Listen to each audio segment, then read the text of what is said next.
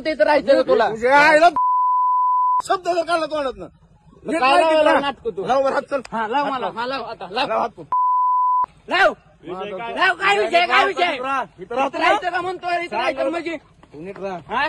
काय दिवसानं काय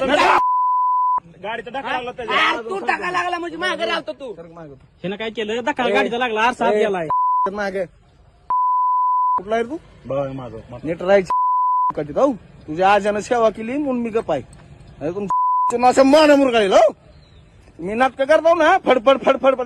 जोर त्याच्या अवकात ना अजून पुढे यायची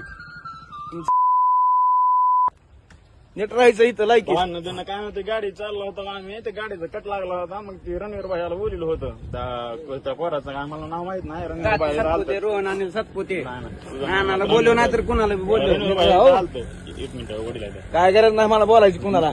तुझ्या लेवल राहा फक्त लय सापरू नका तुम्ही हो आमचं काय नीट राहा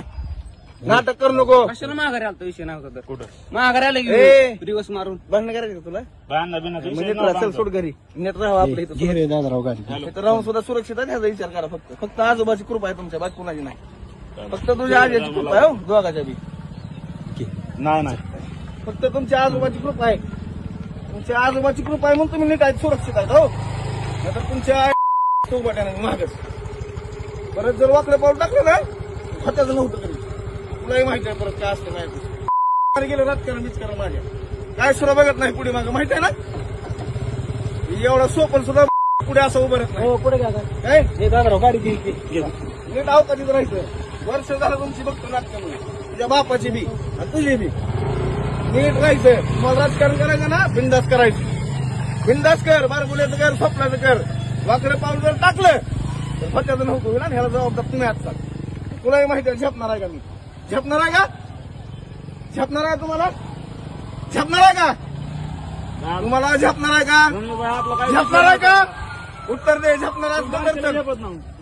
मग नीट लायकीत राहा सुरक्षित तू कुठं राहतो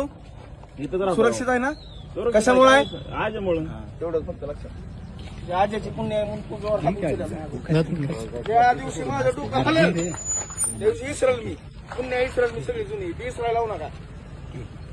फक्त तुझ्या रामभाऊची फक्त पुण्य आहे तुमच्या घरावर तुझ्या आज्यानं लय केलंय पार्टीसाठी म्हणून आम्ही गप्प आहे ज्या दिवशी सरकल त्या दिवशी ईश्वर संपन्न झाला हो